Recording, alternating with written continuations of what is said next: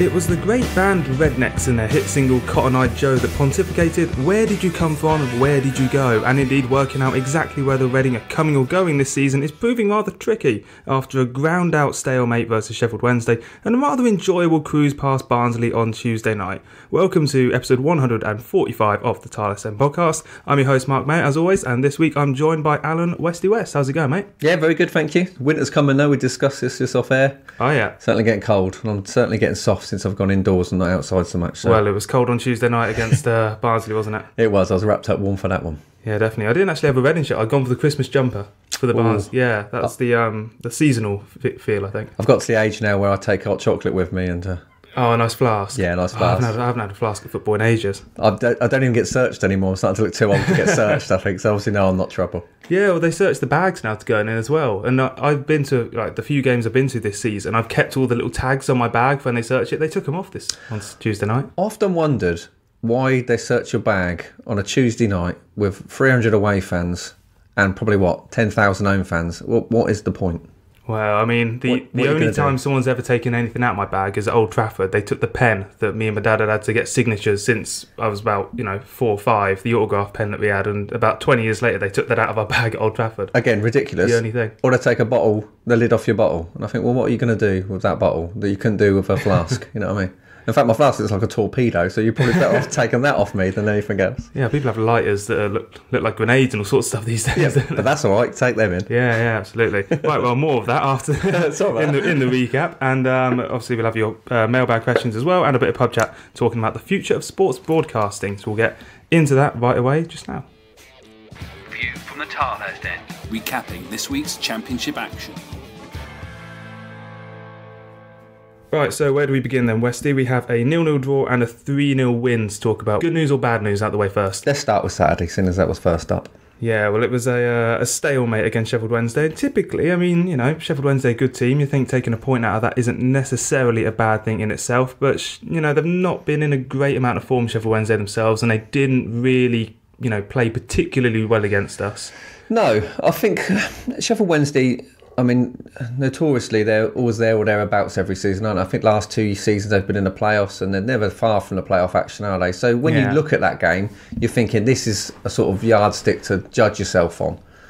If you look at their strike force, I mean, arguably all 4 of their strikers would probably stroll into our side at the moment with the lack of fitness we've got up front. Yeah, definitely. I mean, most of them have a proven record at least, don't they? Definitely. And they spent a lot of money on strikers. I thought this game was... Obviously, it was clearly a stalemate, but what worries me about Reading, and I'm going to pick 2 players out in particular that I don't hear mentioned very often, but maybe I'm in a minority of one, where I think if they had a little bit more quality, Reading would be a lot further up the league, and that's Mo Barrow and Aluku.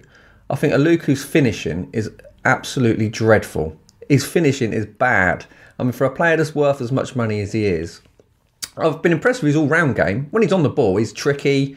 He looks lively, you know what I mean? He tends to fade out of games, what wingers do in general.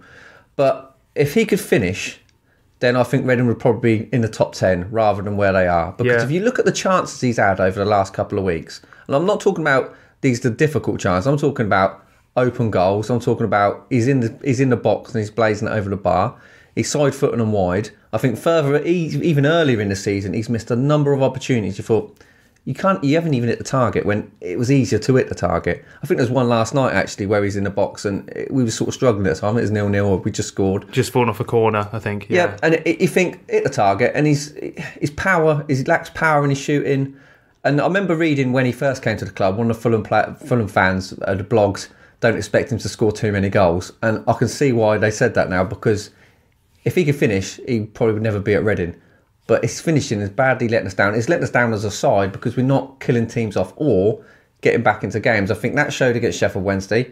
Barrow's the other one. Barrow, again, tricky. He looks difficult to mark. He's quick. He's got all the attributes to be a great winger. But it's just a lack of quality into the box sometimes. That cross that he doesn't make. That shot that he should get and he doesn't. You know what I mean? The only goals he's really scored this year sort of come off his shin. You know what I mean? I think he had one... against Leeds the other week, which was a nice finish, nice bit of play. Yeah, and against Derby, he could have had a hat-trick, Barrow. But, I mean, with Aluko, it's weird, isn't it? Because I would say he's, out of the players who've got the best technique in the team, I would say he's definitely up there. He's definitely, his set-piece delivery is genuinely pretty good. Yep, not bad. He's the goals that, I mean, I think he scored 1 goal so far. I mean, he was a decent enough hit. It was a lot of power behind it, got a lot of control. He generally doesn't miscontrol the ball a lot or, run the ball out of play. And yet when it comes to his finishing, it's always about 3 inches wide of where it needs to be, isn't it? Yeah, or it's under hit, or again, it was over the bar. Yeah. Do you know what I mean? And I think if we look at, I know everyone, I listened to the radio on the way home yesterday and everyone was like, wow, it's disappointing wins, or a disappointing win if there's such a thing. Yeah. But you just think, if you look back at some of the games, and Sheffield Wednesday was another game, and some of the other games that I've just got beat, Wolves as another example, if Reading just had them two, Barrow and Aluku, putting the ball in the net a bit more often, we wouldn't be in a position we are. I know that's a stupid thing to say, so well, of course we wouldn't be, but they've had good opportunities to score goals and missed. And I think if you go back to the Wolves game especially, I thought we was more than in that game for long periods of it, and I thought we was better than them for long periods of it. But when Wolves wanted to score, they had that little bit extra composure. When they scored the goal they did score, he's gone through and he's not panicked, he's just gone around the goalkeeper, slotted it in. Mo Barrett, in exactly the same sort of position as this other player that scored their goal, was it Hernandez or whoever it was? He's gone through and he's tried to dink the goalkeeper when really he had all the time in the world just to slot it. I mean, the keeper had already made his move and he's put his hand up and put it over the bar, just wide of the bar. And even in that game as well, we had them 2 opportunities. We've had one booted at us and the other one we've hit the post from Swift. Do you know what I mean? It's just that little bit of extra finishing. There's not enough finishers in that side for us to kill teams off. I would say with Barrow, I have a little bit more sympathy with Barrow because he is such an out-and-out pace man. Yeah. If you want someone to bring the ball out from 30 yards away from your own goal to 30 yards away from the opposition goal, Barrow is one of the best equipped players we've had in quite a while to do that and to get it up the field quickly. And then if he could just, lay the pass off to someone who could do, and I think Aluko probably gets into those positions a little bit more. Like I think against Barnsley, Barrow did do just that. He burst down the left wing, could have had a shot, laid it off to Aluko, and it was in the second half, and he just rolled it just right wide of the post in front of me at the Dolan stand. And if we're going to have a 4-3-3 setup like that, you need either the wingers to, as you say, be able to score goals, or you need them to instantly find that man in the middle who can do it. And this is what I noticed against Barnsley, and I think it was the same against Sheffield Wednesday, is that Kermigan just didn't fall for him, it didn't go to him.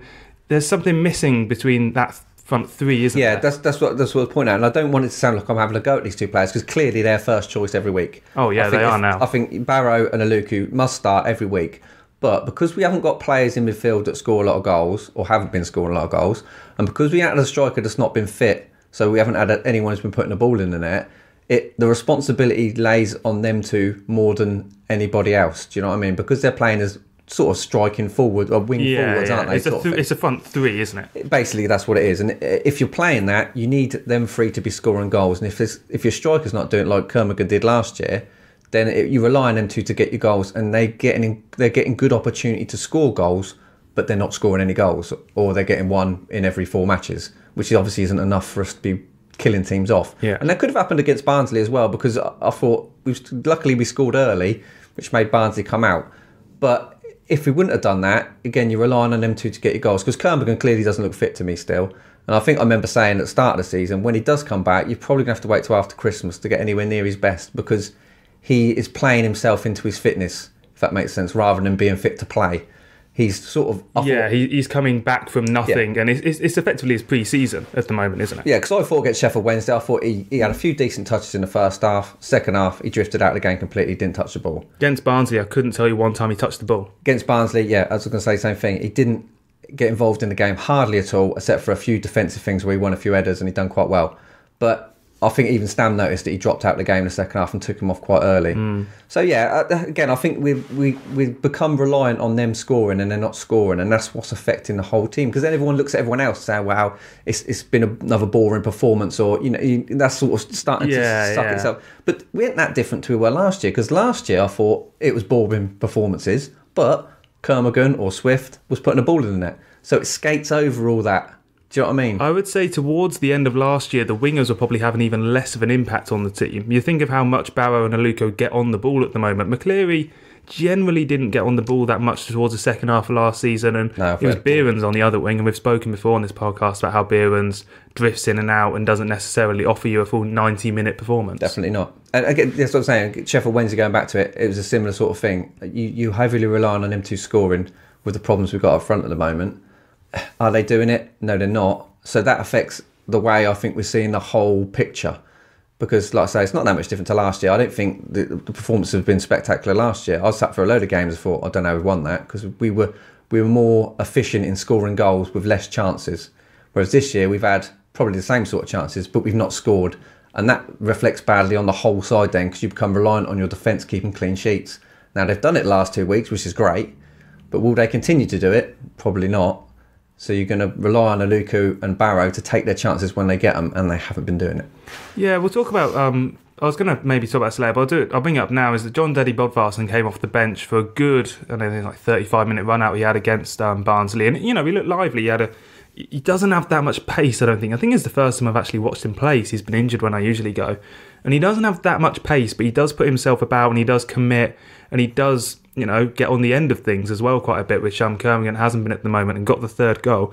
Would you say that, is he the one that should be starting in front of Kermorgant at the moment, or is it still worth playing Kermorgant to get that full fitness back for him? Judging by last night, you'd have to say he should start. Because, I don't know, you say he's not quick, but he's certainly quick enough. He's no slouch. He had a couple of opportunities when he got the ball wide and he run at his defender.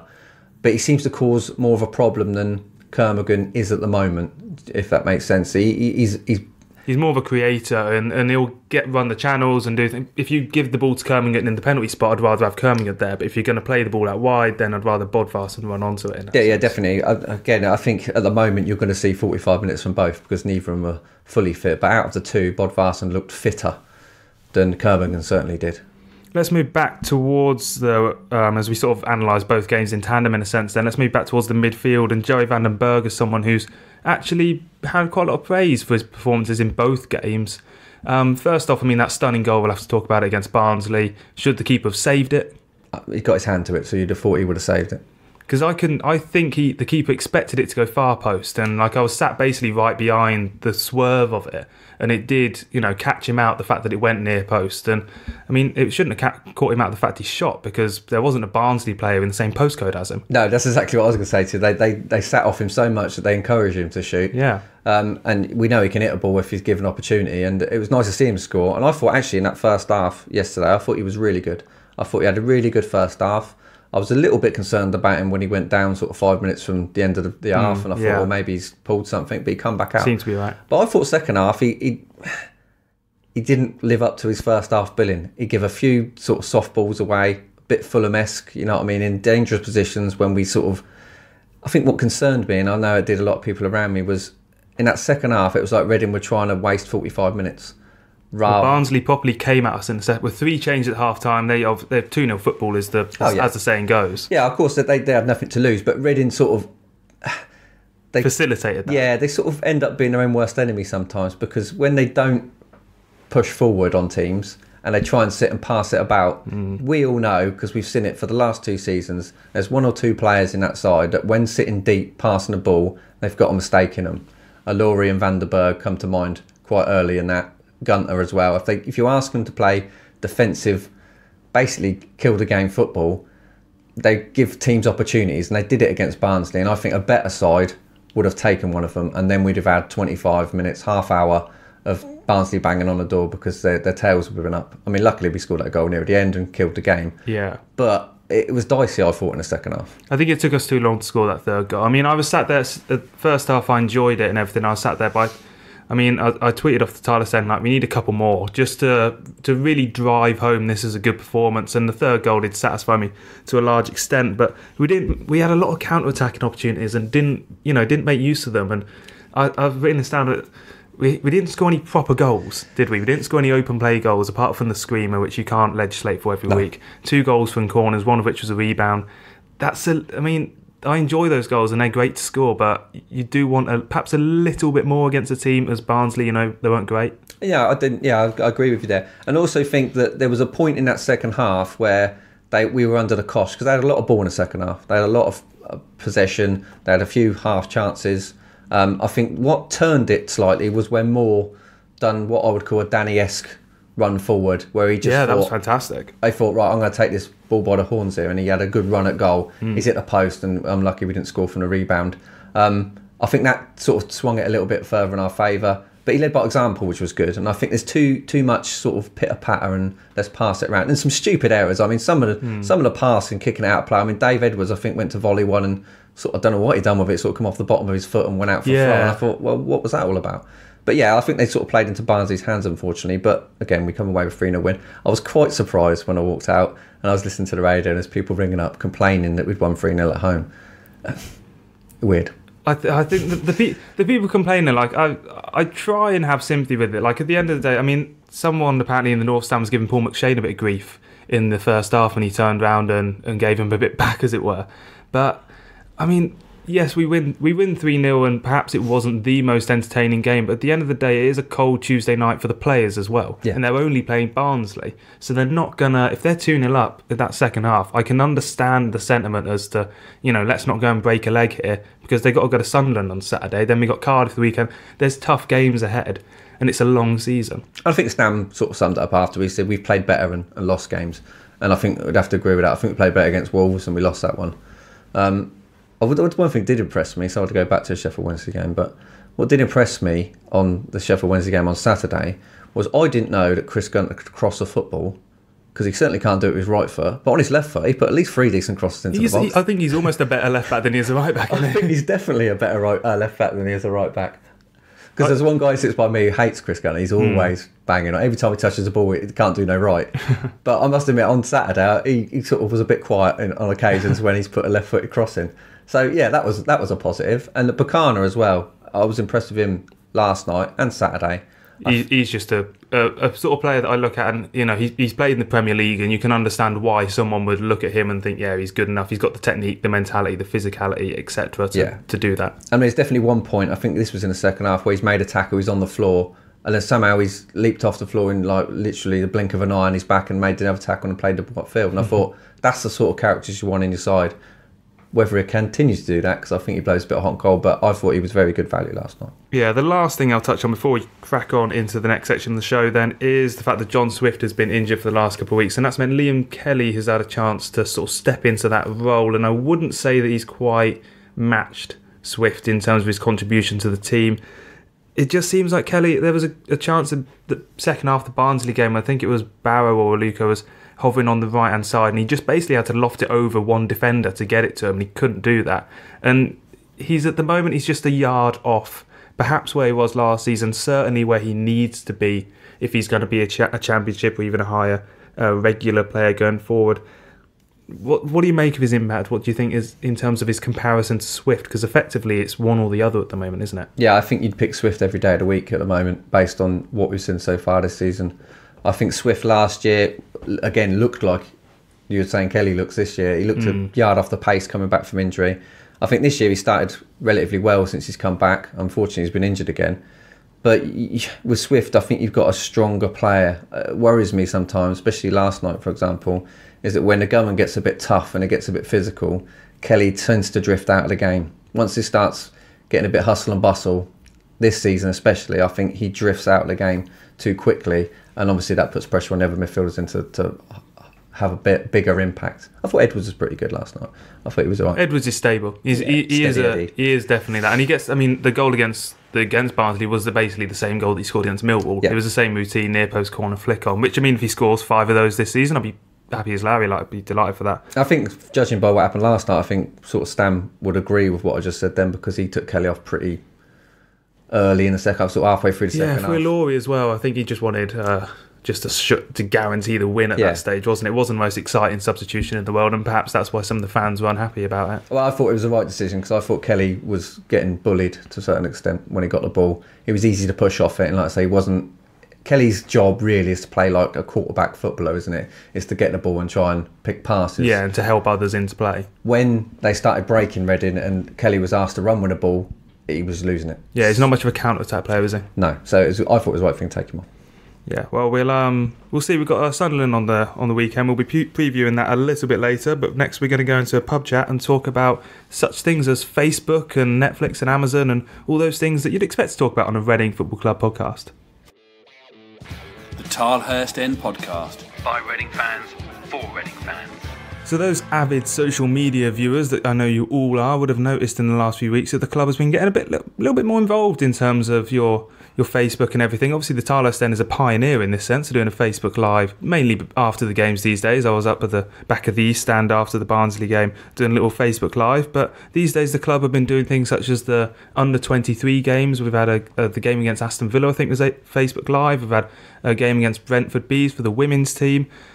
Westy, is this the sort of thing that we're going to be seeing a lot more of, or is this sort of thing you should be encouraged, or is it actually just a little bit of a red herring? No, I think we're definitely going to see a lot more of it. I think it's a good media outlet to just get interest in the under-23s and in women's football. I think for the under-23s, for example, I watched a bit of that Aston Villa game. I was unaware that it was on, but I was flicking through Facebook and it just happened to click up. And I probably sat and watched 15, 20 minutes of it just to see how things were going. And I'll be honest with you, I quite enjoyed it. I thought it was a good game of football. It was quite end-to-end.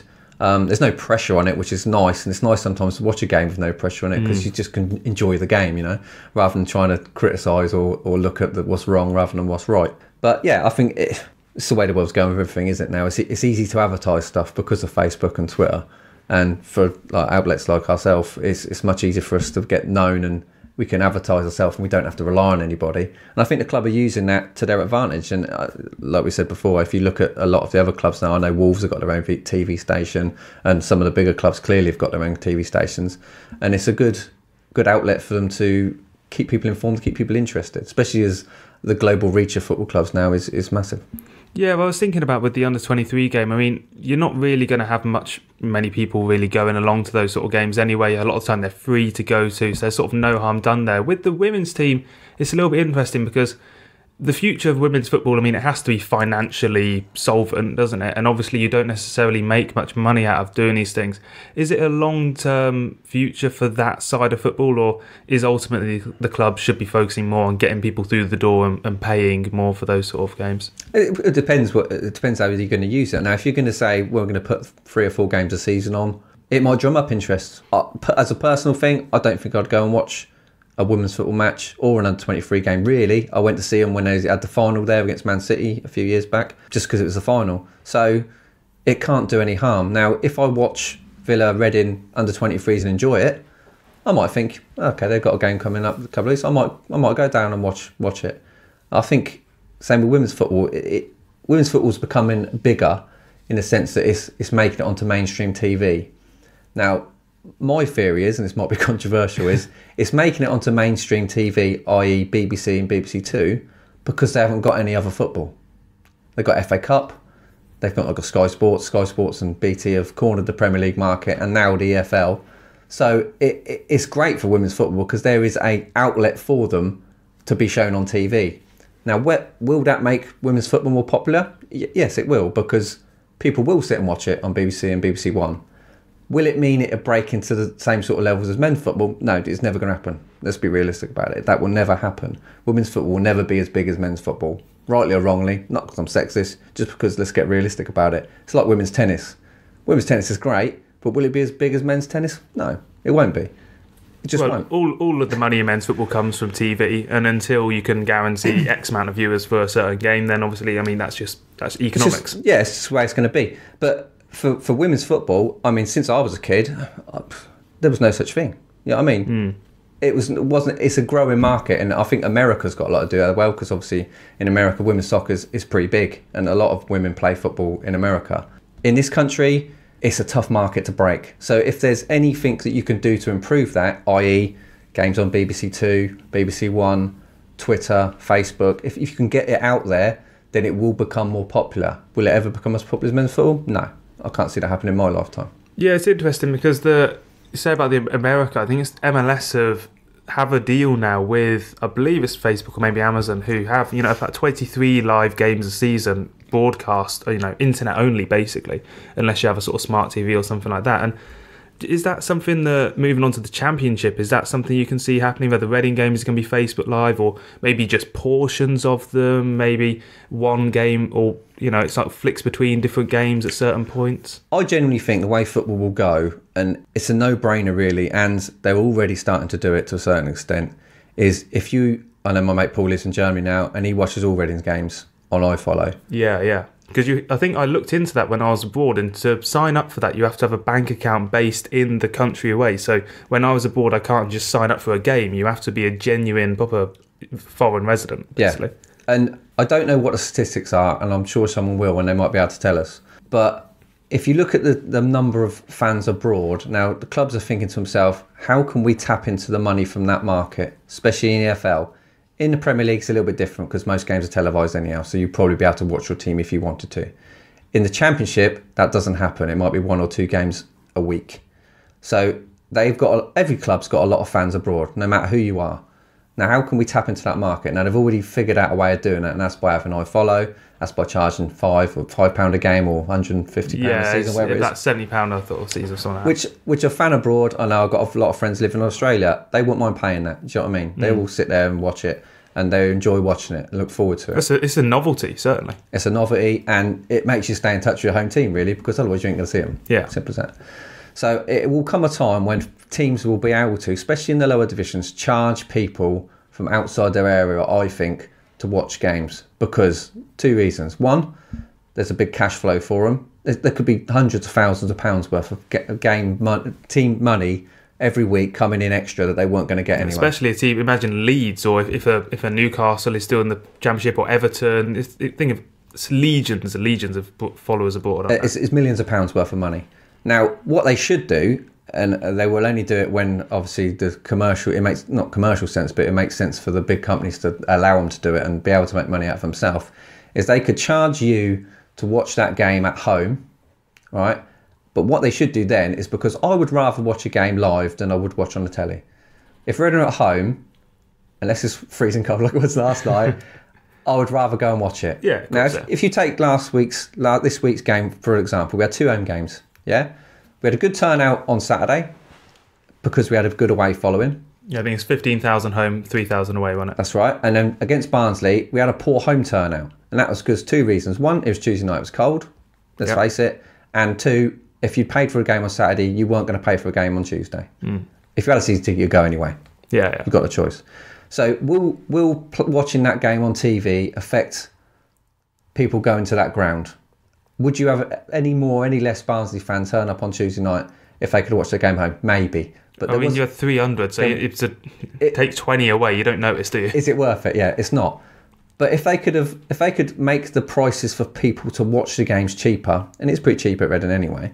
But for other clubs like Leeds, I think they charge like £30 for home fans to get in. Yeah, it's a lot of money. Yeah. Now, if they lowered them prices, if they made it, I don't know, say a £5 or £10, right? They'd probably fill the ground anyway. And you could still sell them games to the other Leeds fans that are not there, that don't live locally. Do you know what I mean? Well, you could effectively say it's 15 quid to go to Reading Barnsley, or to watch it at home. I mean, would you be able to make it 20 quid to watch it at home? No one's really going to pay that, are they? Unless you can, throw in other sort of perks and benefits into that, and think of a way to really make it, not too much of an incentive to ditch going, but also still make it profitable to broadcast. But for iFollow, you can watch it abroad. You can watch it in Europe. But why couldn't you watch it if you was not, I don't know, Berkshire-based? Yeah, well, that's the American rule, isn't it? Yeah, if you're not Berkshire-based, then you could watch it. The Barnsley fans would have all watched it at home, even if you was charging them £5 to watch it. Even if, I don't know, 10,000 Barnsley fans wanted to watch it at home, say roughly, might have been that. They would watch it, and where that money would all come back into the club, So it wouldn't matter so much if you didn't have a full stadium, because we didn't have one anyway. It was half full anyway. No, you take away 1,000 fans, you don't necessarily know the difference. Well, I think it's for next season or from a season after or something, that Sky Sports will have rights to show pretty much any midweek Championship game that they fancy. Like, obviously at the moment they don't. Like last night they had, like Man United Watford on. They didn't have, Derby Ipswich or something as well. But I think in the near future, that is what we're going to be seeing, is those midweek games are going to be targeted much more for the sort of the TV viewer, which I don't mind in itself. But one of the things I did sort of have a problem with is that I can't remember who said this, but it's one of the TV execs or someone said that basically we position the good sort of, the profitable, marketable games to be on the Saturday so that we could broadcast them, and then we dump the games that we don't really care about on the midweek because we're not going to broadcast them anyway. We can't do it. So does that mean that if we can broadcast them, you're more likely to get sort of ferocious Tuesday night derbies as opposed to not so ferocious Sunday lunchtime derbies. Maybe. But like I say, Leeds, if you watch Sky Sports, you know that Leeds won most of the time because they bring the most revenue in for Sky Sports. Simple as that. But there's definitely a market for watching games at home and the clubs profiting from that. And I think they will go down that route. The only thing that will worry them is the big clubs pulling out of Sky Sports deals. Well, and the Premier League teams were trying to negotiate their own TV monies, which, it's very difficult. I think Championship, that might happen a little bit more. The Premier League, it's hard to do that because you have to have everyone's agreement effectively, don't you? And good, because you don't want it to happen because basically it's the TV money that pays for clubs like ourselves if we get promoted in Huddersfield and all the other smaller clubs to be able to compete at some level. But there's got to be a market for it, and I think it can only benefit everybody, women's football, under 23s and the club itself. Yeah, well, anyone listening to this wants to have their say, and we'll talk about this in the mailbag next week if you so choose. Send us in a email to thetilehurst@gmail.com or just get involved on Twitter or Facebook. We're always listening for your views, and if any of you have any great ideas to improve the way that football is broadcast and everything like that, and just has an inkling that certain things are going to go right or wrong, then do get in touch. And speaking of which, we'll be going on now to the mailbag. Get social with the boys. Find them on Twitter at the Tilehurst End and facebook.com/the Tilehurst End. Right then, thank you everyone who has gotten in touch this week, as always, and we'll start with someone who's gotten in touch plenty of times with the show over the last few weeks or so, and we'll happily always answer your questions, even if you send in every week. We'll always have something to talk about then in that case. And it's Scott from the States who's saying that at the conclusion of the Barnsley game, Reading were the only club in the Championship with a goal difference of 0. Pretty sure we ended last season with a goal difference of near 0, didn't we? Something like that, yep. Yeah, the Royals are the exact same distance from the bottom 3 and the top 6, 9 points. Is the glass half empty or half full?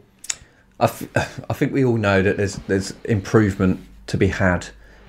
I look at that squad and think they could do better than they're doing.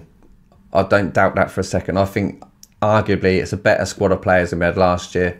I think, like I said before earlier in the show, that the two wingers, if they put the ball in the net a bit more, we could only go up. I don't see us falling into anywhere near the relegation zone, because if Barnsley were above us last night, then they do well to stay up this year, I think. Yeah, I thought Barnsley since the start of the season, I've thought they were in a bit of trouble. I mean, as I said in the intro, I just can't work out where we're going at the moment. I can't work out if we are making steps and progress. And I mean, you could probably look at the results and argue it either way. The fact that we're on 0 goal difference, I agree, it's the strikers that are letting us down this season, not the defence. Like at times last season, we're not getting any thumpings this year. No. Last season we might have gone Sheffield United and lost 6-0, 7-0, but we're not. So in theory, the defence is better, the attack is worse, and generally maybe our mentality's dropped a little bit as well. So yeah, I mean, I think I'm just going to have to wait and see. Maybe about Christmas I'll be able to realign, but I just can't tell at the moment whether my glass is half empty or half full. No, like I say, well, I think there's more to come from that side, as long as the shackles are left off them a little bit. Well, Hugh van der Laar says, was the Barnsley game a sign of progress, or were Barnsley just bad? I think for the first half, Barnsley were just bad. They didn't have a shot on target until like the 45th minute. The fact that they came out a little bit in the second half and we withheld that and kept a clean sheet, I mean, that's only a positive. Yeah, I don't think you can really have a negative spin on that.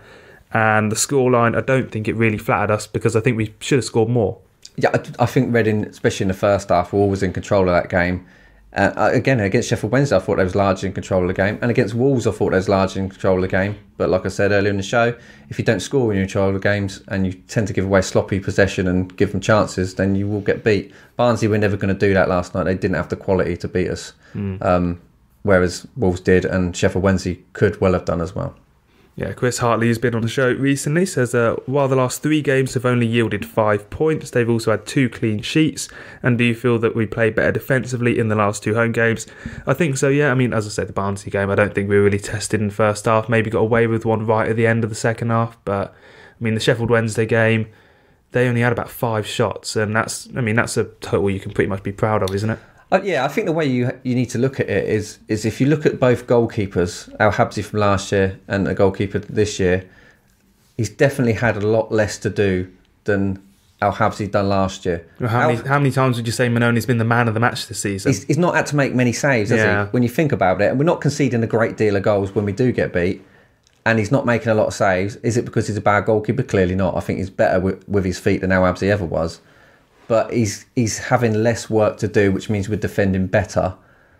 But last year, like I said, we took opportunities when we didn't create that many. Whereas this year, we're not creating a great deal, and when we're getting them, we're not taking them.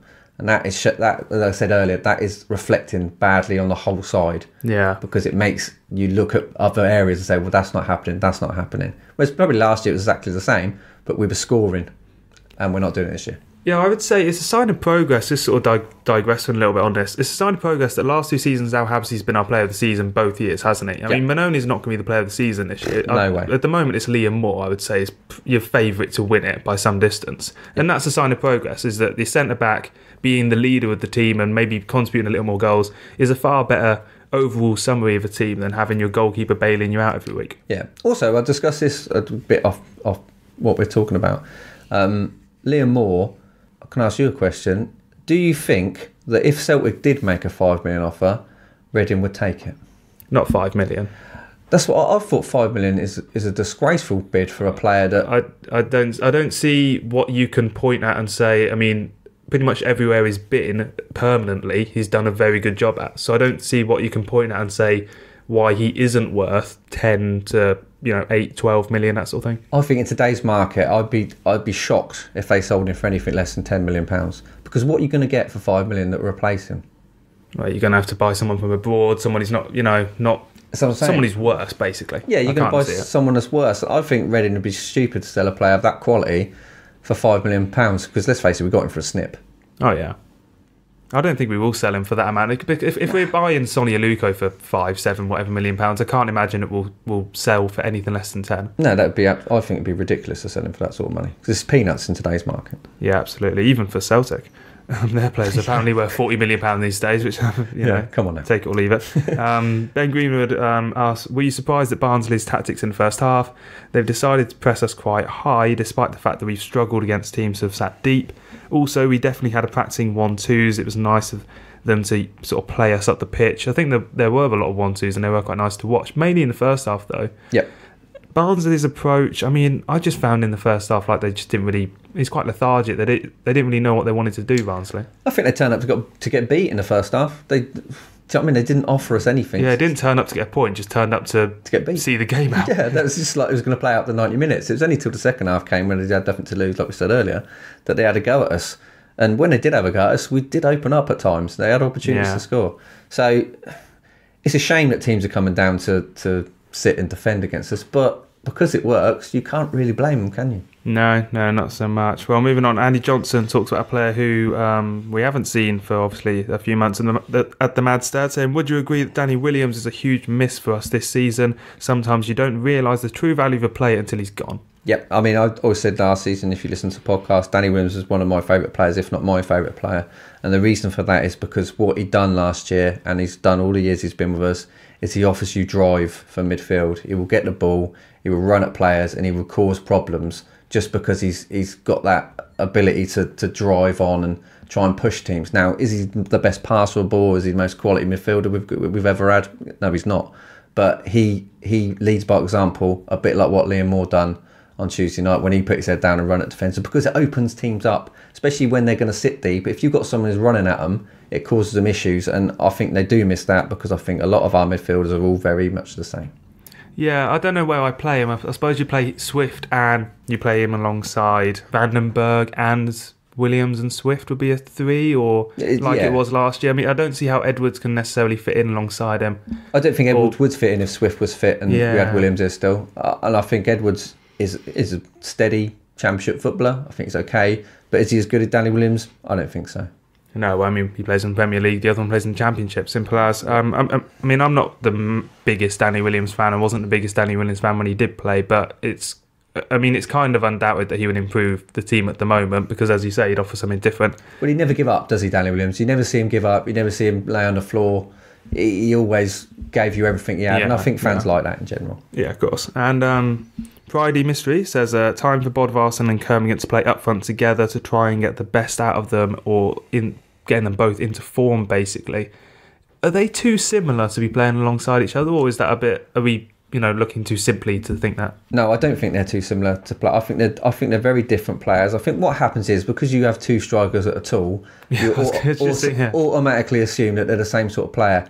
They're not. I think Kermorgan is a very clever player. I think the best cross of the night last night was his, when he played to Buchanan. Buchanan volleyed it wide. And I thought to myself, that's the sort of crosses that he would like, you know? Yeah. He's a great player, Kermorgan. When he's fully fit, he links play. He's big and strong. He can flick balls on. And I think Bodvarson's got a bit more about him in the fact that he's more mobile. And I think if you played them both up front together, and I think it will happen, but unfortunately it's only going to happen when we're losing a game away from home and they're chucking a kitchen sink at it. Yeah, I can't imagine at home we're going to start. Certainly, we're not going to start 4-4-2 because that would mean either dropping Aluko and Barrow and having like centre mids as wide men, or you're going to have a midfield of just Van den Berg and Edwards, and I don't think Stam has any faith in that sort of system. No, I agree with you, and I think you'd have to play wing backs if you're going to play them together, and like you said, you'd have to drop Aluko and Barrow, and I can't imagine him doing that. Yeah. But do I think that would work? I think there's games that it would do, definitely.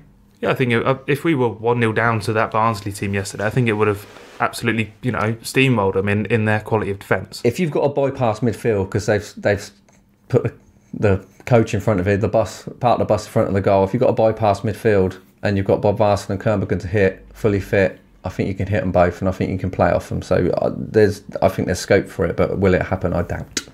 No, well, I mean, even Lewis Grabban was getting games alongside Kermorgan last year, and he played in every position but striker. So, exactly. Yeah. So on that note, we'll look ahead to the return of Lewis Grabban into our minds as we go to any other business, and look forward to the Sunderland game on the weekend. The Tilehurst End Podcast. Read the blog on thetilehurstend.com. Right, so Reading fans over the years have always found that the Welsh players in the team perhaps play a little bit better when they're under Chris Coleman than when they're under Jaap Stam. However, now it's against Chris Coleman on the weekend, and it's Sunderland away with Chris Coleman's first home game in charge of the Black Cats, having beaten Burton Albion in his first game in charge 2-0. He didn't make that much of a personnel or tactical change. Comparing the two team sheets and whatnot from the game against Villa beforehand and the Burton game. And yet, they're bottom three. I don't think this is the right time to play Sunderland.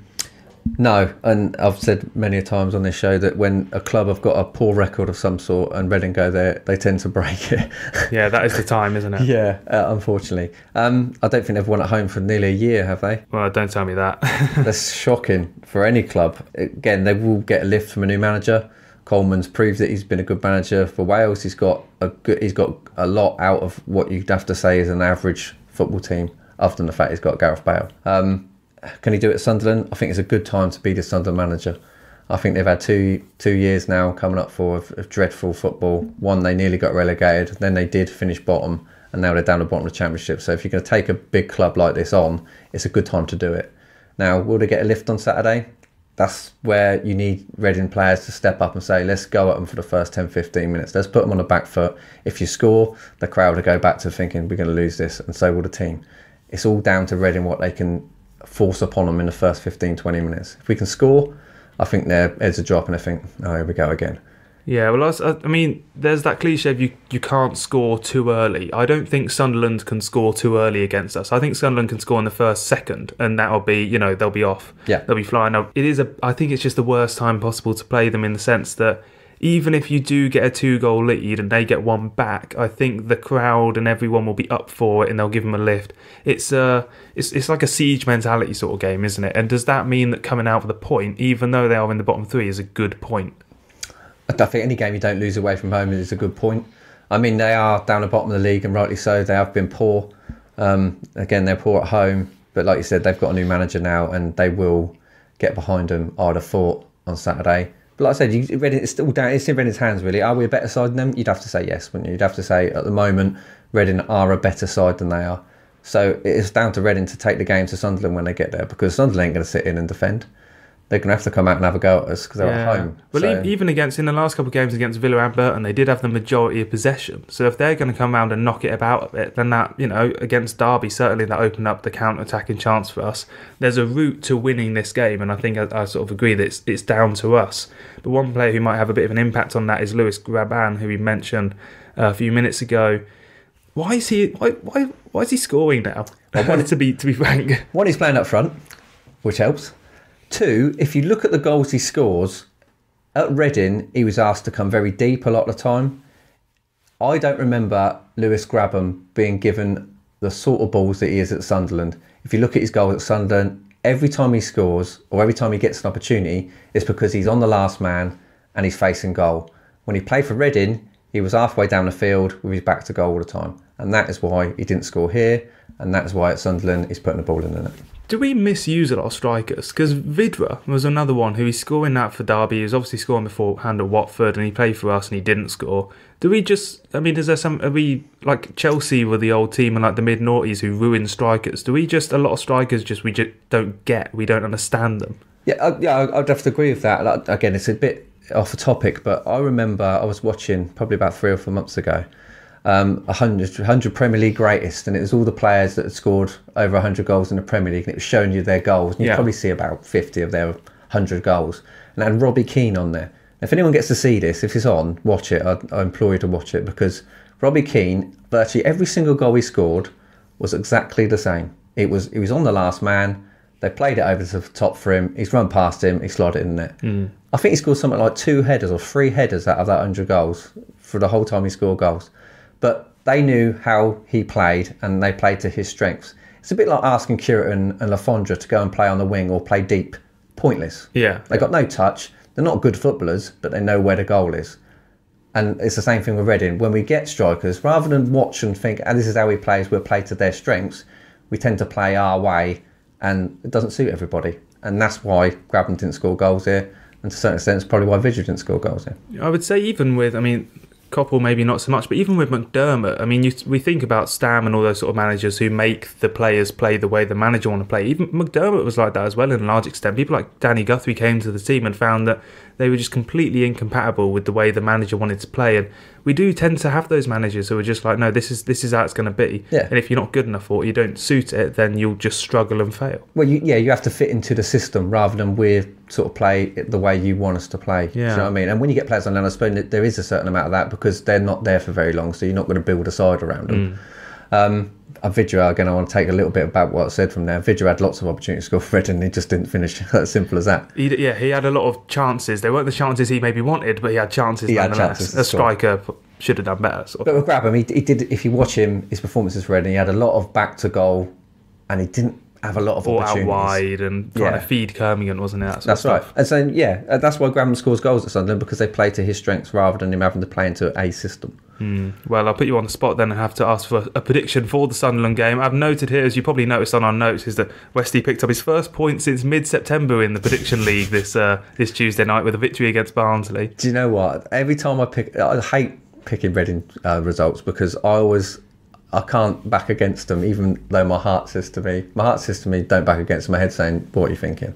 But I'm still not going to back against them. I'm going to say they're going to go to Sunderland and they're going to beat them 2-1. Okay, well, I'm going to go for I don't know, the fact they haven't won at home for so long, it's just so tempting that we will be the team to lose that. But I'm going to say that it's going to be a 1-1 draw, and that we're going to perhaps have to hold out a little bit for that. I mock you somewhat for being failing in your results. I'm actually only 1 point ahead of you in the prediction league now, having said that Barnsley was going to be a draw. But again, that was me playing myself, because I'd said we were going to beat Sheffield Wednesday, we didn't. And I was like, well, I can't say we're just going to win every game, so we've got to draw 1 at some point and beat them. So, yeah, I'm on 8 points at the moment with Johnny and Handbags, and Tom and Wim have strolled out into the lead on 11 points. Still not great, though, is it? 11 points. No, I mean, how many games have we had now? We've had a good 20 or so, and you get 1 point for getting the win, lose or draw right, and that's only happened 5 times each maximum. So, it's an interesting one. We'll have to see how it is. And Sunderland game, obviously, if anyone has their own predictions, send them in, and maybe Ollie and Tom will discuss them in the podcast extra, which will be on Friday as usual, I believe. And next week Monday, I'll be here with Steve Curtis Warhoops. And Roger Titford as well from Star, who will be discussing his Robin Friday book. Well, if you can't get a lot of stories out of Roger Titford, then you can't get stories out of anyone, because he must have seen every game since the dawn of time. Well, if anyone has any mailbag questions for the 1975 win over Burnley, then these are man. Yeah, that's the time to get them in. So that's it for episode 145 of the Tilehurst podcast. Thank you very much, Westy, for dropping by. I love it. It's always a pleasure. And we will see you, as I say, but next Monday we should be having the podcast recording. Now we'll have the podcast extra on Friday and all the previews, the reviews, the reports, the ratings of the Sunderland game on Saturday. Hopefully it will be a win. Come on, you Rs.